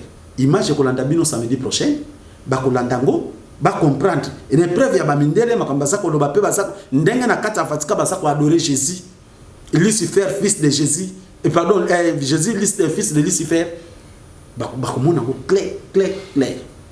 Vous comprenez? Mais na ko commande ko ngai au vérifier au lundi, mais au tikali ka esclave à Jésus, c'est que kuna ndo za na liberté ko sala kindumba, oza na liberté ko sala na kindoki. Pe oza na liberté okende ko yiba ya ko escroquer ya ko bimana mibale ya batu to pe na basi ya batu pe ko zaka ba divorce ya ono kama na Jésus pour na liberté parce que soki penzo za mwasi to mobali oyo sengeli penza ko zaka na posa ko bika posa na posa nzambe j'espère que lelo relation na Jésus kamwana et makamune mususu Yesu aye ko loba malamu tango aye na mokili a se prononcer très bien. À se prononcer ndengenini. Ce qui est dans Luc chapitre 12 verset 49, yoka Yesu a se prononcer. Après tout ça qu'il y a un détail 49. Bobo tote kasi bitumba. Toke. Nayaki awa na mokili po natia moto na kati na bato.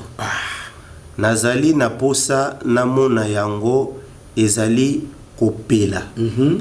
Nasengeli koyoka pasi mingi yango ekozala lokola yango ekozala lokola batisimo bakopesa ngai. Pe nazali motema likolo ti tango salama. Ok.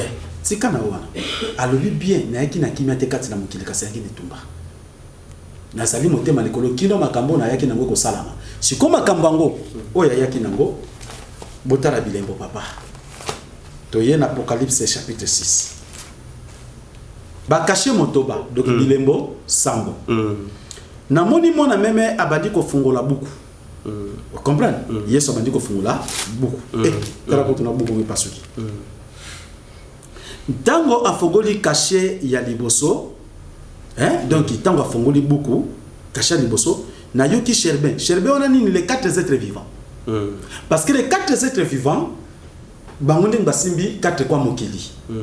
Parmi les 4 êtres vivants, Wamba azawana pungutulendo. Izwara Irvana. Na ala bazawana. Vous comprenez? Si ko baiko mona ko kamwa, mutu moka ina mokili, soi-disant mona police faire parmi les 4 êtres vivants. Si ko mona oyo ya bayena na mokili, ayena makambo bango bayebite.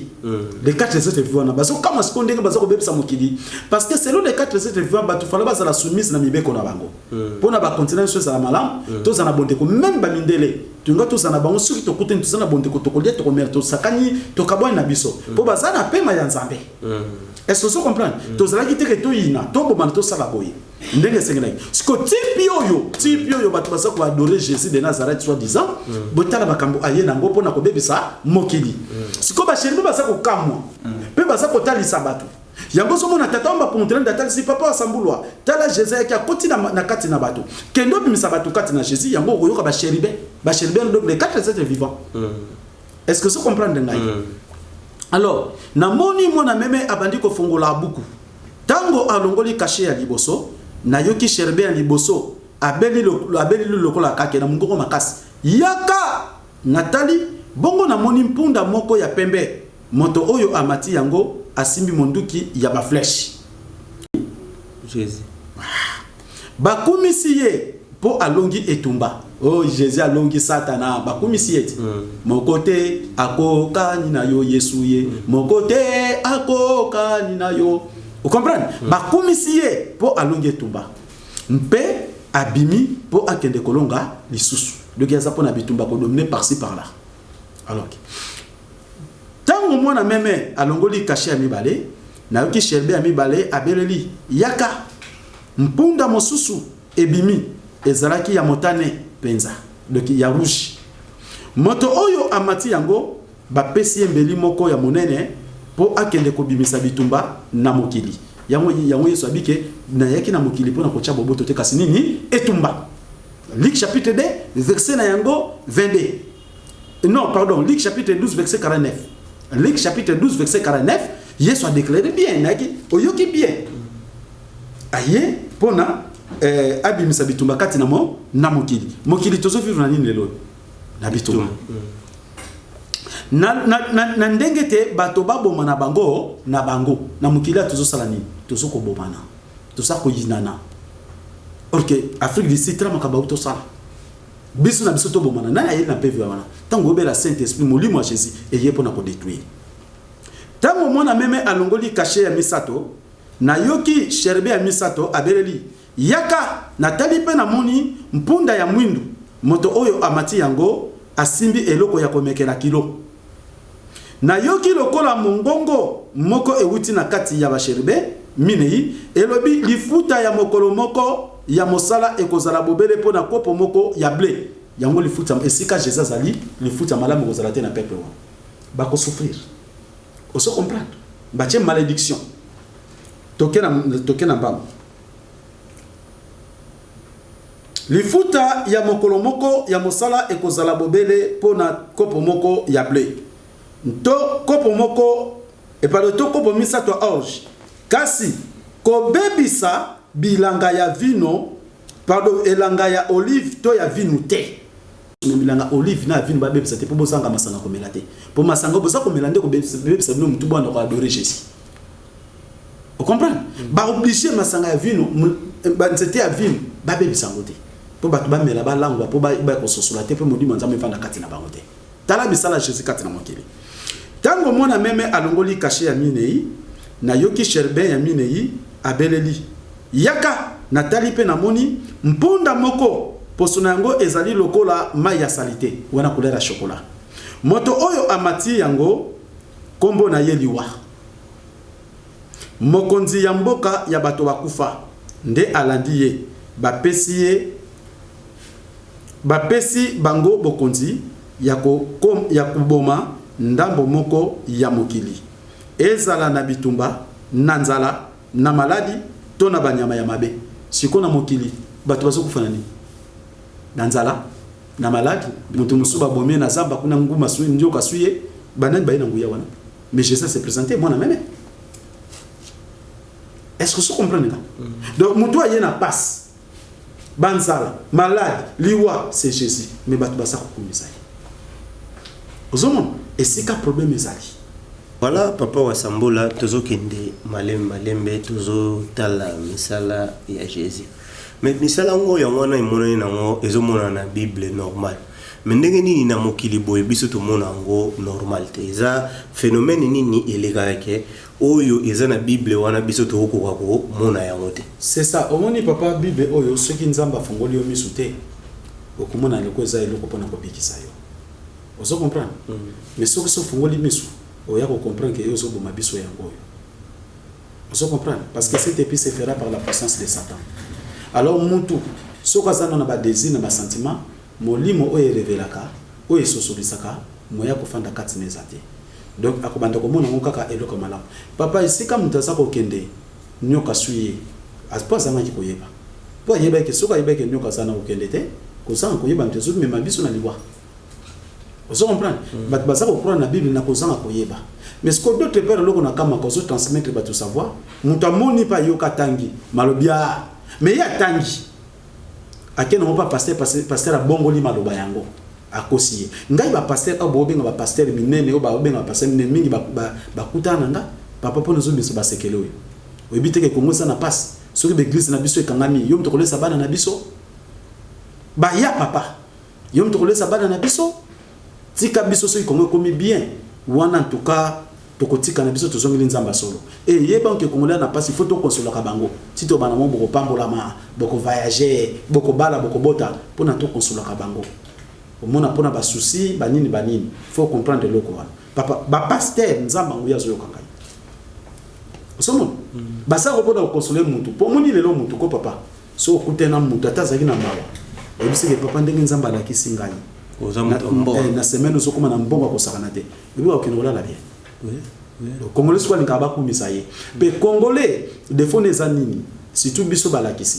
ngana sali côté ya pona ko garder loka mabe kati na mutu te nzamba pesa nga mateya soka pesa nga pona bana na ngai ya mulimo c'est que azane loko azo ko bongisa pa bana na ya mulimo oso comprendre mais si comme mutu mususu soko na kati ya mateya wana c'est le caractère na comportement mona malamu soki papa asambula tushango ateyi eloko na nganza bi pour apesa nga mateya pona bango atushango pona mona na ya longa na bizaleli wana ala ta malamu mais mutu muso ko yinanga et pas asambula pona ateyi boy donc na côté ya fona teya c'est le volontaire mutu c'est le nzamba so pesa ngati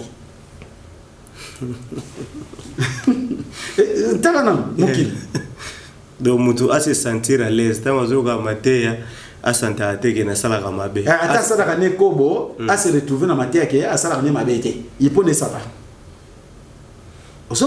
c'est ça mutu mutu c'est bon balobi c'est lui qui se gratte à des gars ndenge balobi ko banga nzambe eza ebandeli ya mayele wana na Bible so ko banga nzambe o wapi eza ebandeli ya mayele mais oui ko banga nzambe eza ebandeli ya mayele parce que batia biso liberté que Yesu akufila mibeko c'est clair Yesu akufila mibeko poso bakufila mibeko banga nzambe te okosala kobo kozwa mosa bato ko yiba parce que mibeko bakufila oza sauvé mais si ko soka ko comprendre que mibeko nzambe faut ko sala lango yamba bengo banga nzambe eze bandela mayele do kobika na yo emonani sina na ngoya eza na kati ya kasi yango na mesiko bato bazotango ba ebite ba mindele ba ebide ke bacha ba piège bango pe manam mais kaka na sardine papa tozomona ti ba komi date na ngoya création pe date na ngoya ya suka expiration mais mutu mwindu tango ba kitisi yango sardine na 1200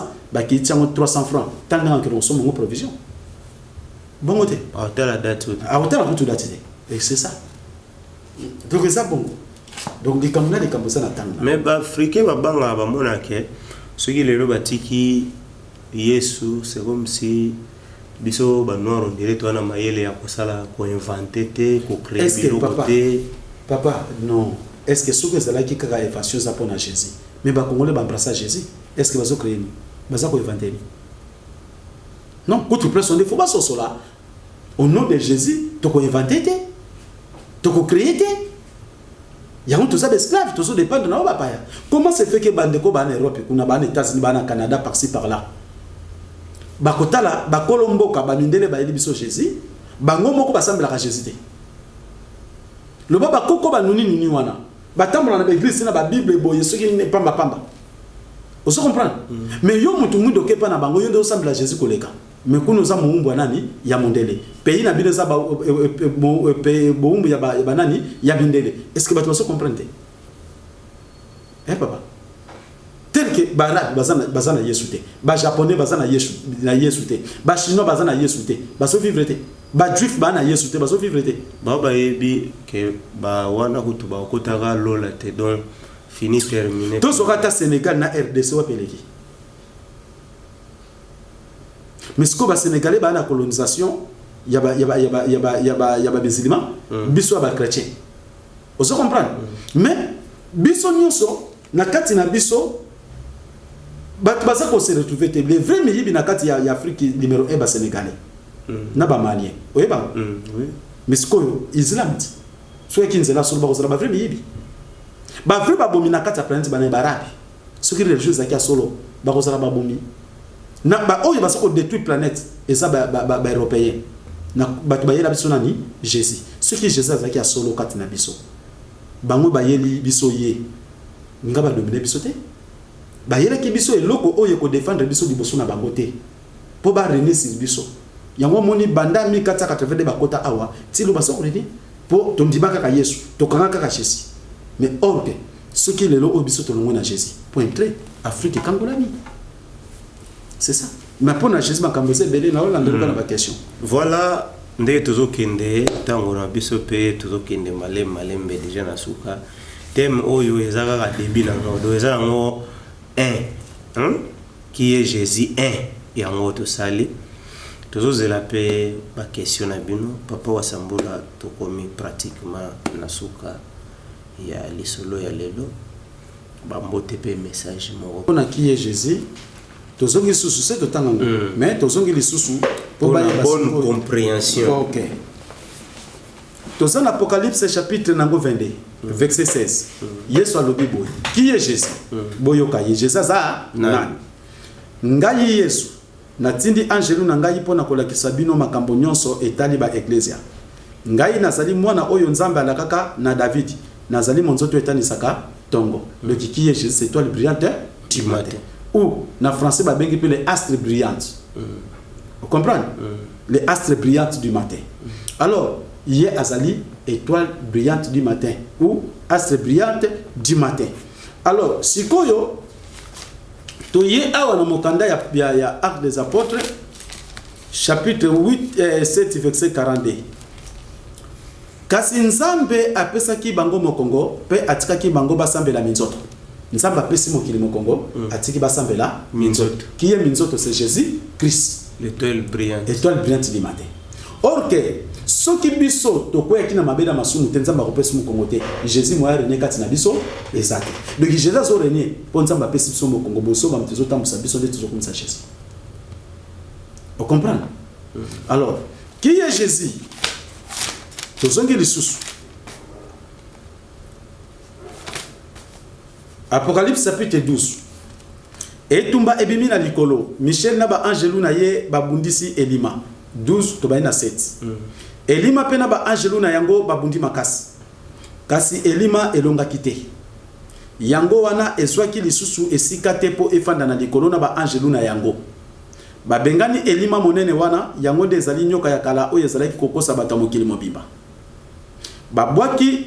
babengaka yango Zabulo to Satan babwaki yango na mokili na ba angelu na yango babwaki na mokili na ba angelu na ye o babengani wana c'est ça soki tango babwaki Elima wana na mokili na ba angelu na ye tango ba ye na mokili nde Apocalypse chapitre 22 verset 16 tozongi lisusu po ba comprendre Yesu alobi boye ngai Yesu natindi angelu na ngai pona kolakisa bino makambo nyonso wana etali ba ecclesia o babwaki na senani Elima na ba angelu na ye sikona se awa oya zolo bake na tindeli bino angelu pour na kodla kisabino makambo tele église nani Jésus siko ba ange bazana se awa eza nani Elima wanati mais Elima qui est Elima c'est Jésus pour ta tini ba ange bala sa makambo tali église c'est clair abi azali minzoto tani saka tongo to na Esaïe chapitre 14 verset 12 Osalaki kobimona lokola monzoto oyo eleki kitoko oyo etikala kongenga yango moko tina tongo nani wana Jésus. Proposo bana c'est Jésus. C'est ça. Ozalaki ko kitoko oyo etikala kongenga yango moko tina tongo. Bongo oyeyi kokoya na sendenge nini? Est-ce que vous comprenez limo babwaki na c'est Jésus Christ. Qui est Jésus? C'est Elima. Bongo oyeyi kokoya na se ndenge nini? Yo moto ozalaki komiloba na komatati na likolo. Nana loba bongo Jésus te. Na komatisa kiti na ngai ya bokonzi koleka minzoto ya nzambe na kofanda na likolo ya ngomba mosika na epai ya likolo esika banzambe bazoka mikano na bango na komatati na suka mapata na kokoka na nzambe ya likolo kasi babwaki yo na mboka batu bakufa Jésus on a babwaki na se donc Jésus le diable Satan donc fils de Lucifer donc moi na diable zanani yango moni eloko moko lo bamaka mwana même mwana nyoka zanani nyoka donc c'est lui de Jésus Christ donc oyo nyon soit ça conscient azo sambela Jésus donc komi tongisa na oko tuté yebake osambela ka Satan alors pour comprendre tala mabe ozalaka nango tala comportement na yo tala hypocrisie na yo tala gisement na yo devant batu na Bible mwana nzambe lokuta camouflage mais yo moko mitun tala misala na yo tala lolenge na yo pour comprendre que au sein de la Satan. Voilà tokomi na suka ya lisolo na biso mais o ezali ni suite ezali suite ya Jésus ezali ndeka papa lobi tala misala na yo lelo eza samedi so tokitika na siawa ba hôtel nyonso surtout sali recensement ba chrétien ba ozala ba obimara ebele koleka ka bangoti bato ba hotel sabar petoke na bandalo wana to okuta na ba terrasse en tout cas ba chrétien discussion wana ezala te ata ye cameraman so ba boyinga aye ba ya asele tuva so ba ke bani na mo théâtre na ba chrétien ata ke chrétien to so boyanga sikoyo na makanisi na boyete papa sikoyo poto komi déjà na suka volume en abiso yango to komi déjà na message na yo opesa libota oyo eyo kibiso message na yo ya suka pona émission matondo mingi bandeko balandi na biso pe bolanda ka biso mokolo na mokolo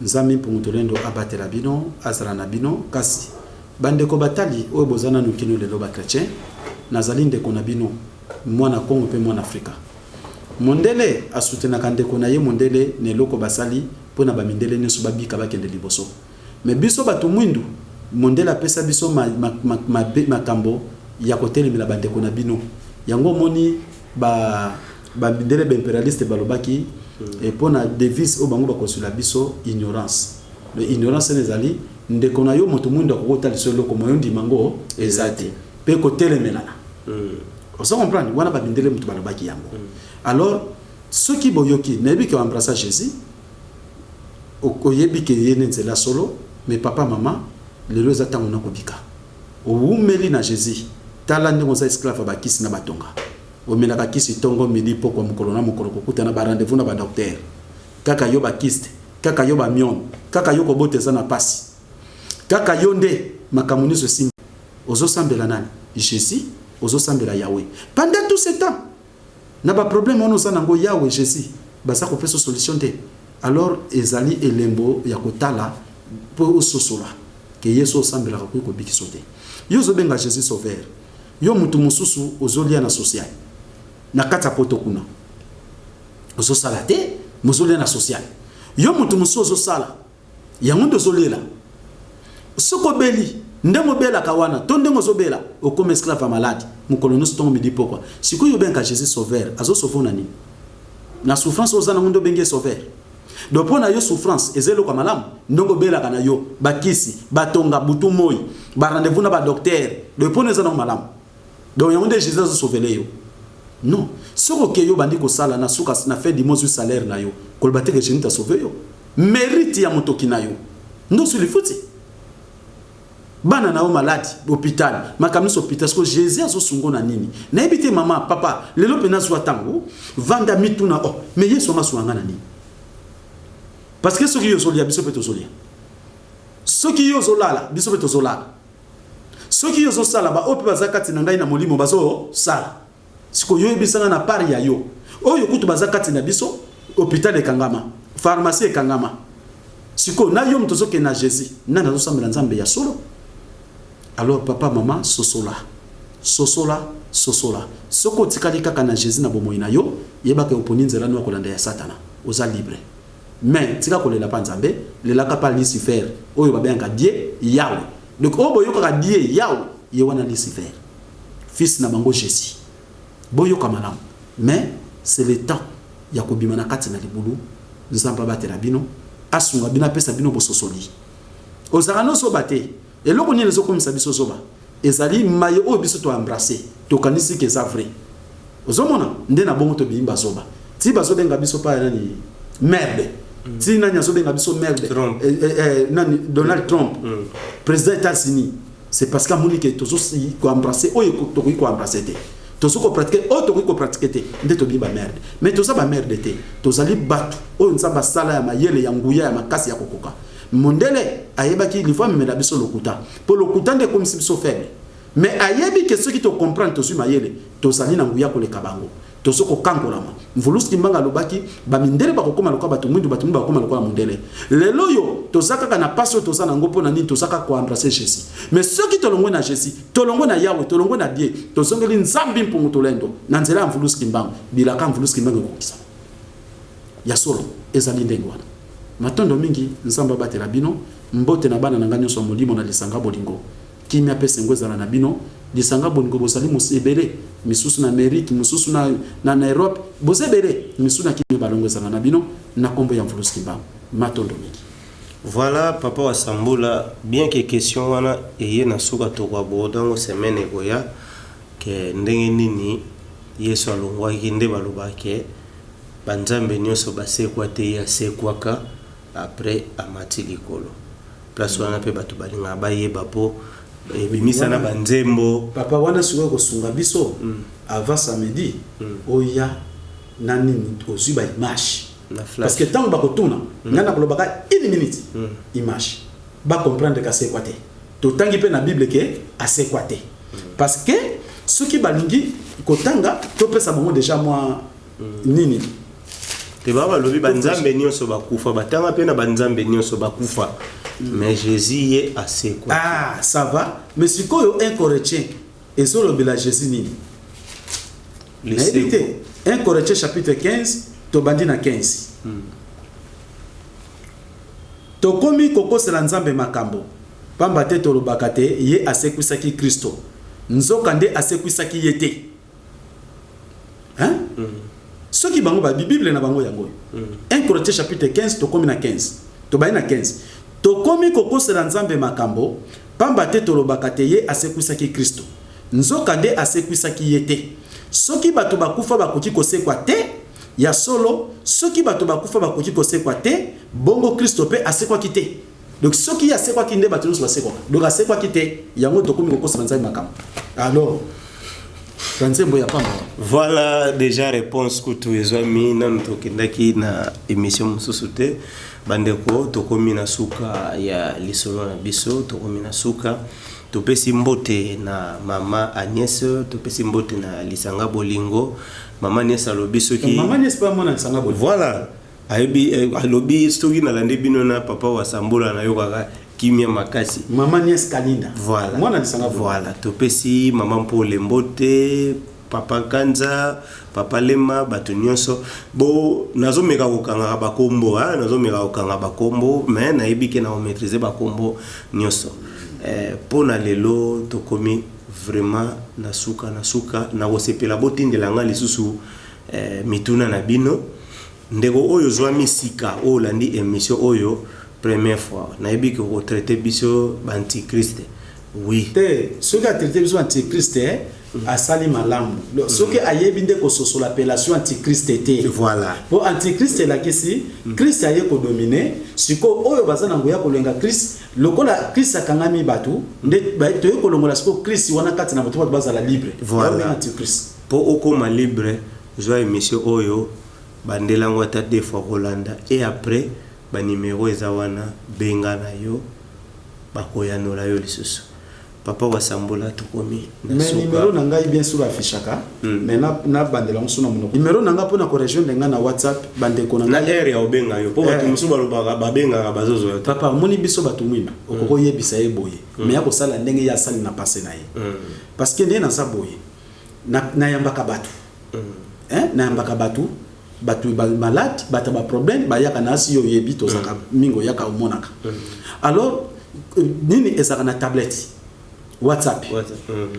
Tablette na se connecta kaka soki nazali un peu libre pona kipe bato mais soki naza na bata malade bata ba problème na moyen na se connecter zate na okipe bato ndenge nini alors nazalaka moi joignable à partir de 15h vous comprenez chaque jour à partir de 14h 15h donc na saka déjà journable mais soki à partir de 14h 15h au landinga ti ba 18h 19h 20h ce que moninga te seke na sana batu ndakangi na connexion mais ce qui na batu te e ko sala ko fungwa mais na portable 00243 84 47 02 996 on va bien qu'à 96 OK alors 996 donc wana soko bengi ngai no soko zonga pe soko za na posa to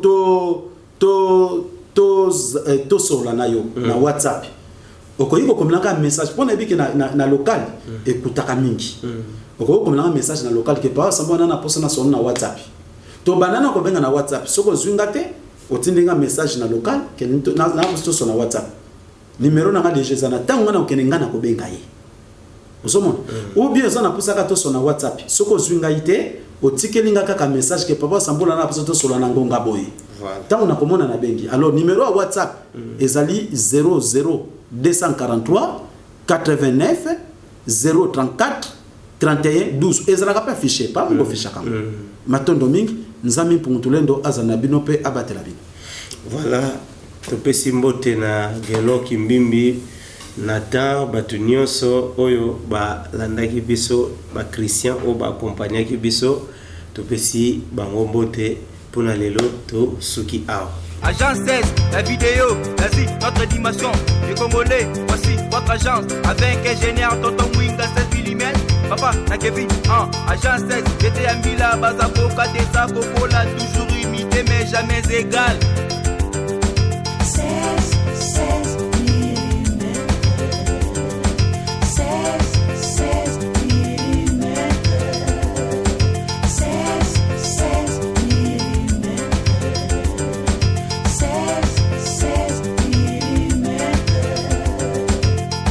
Réalisation, clip vidéo, théâtre et cinéma, publicité, documentaire, magazine, reportage mariage, reportage deuil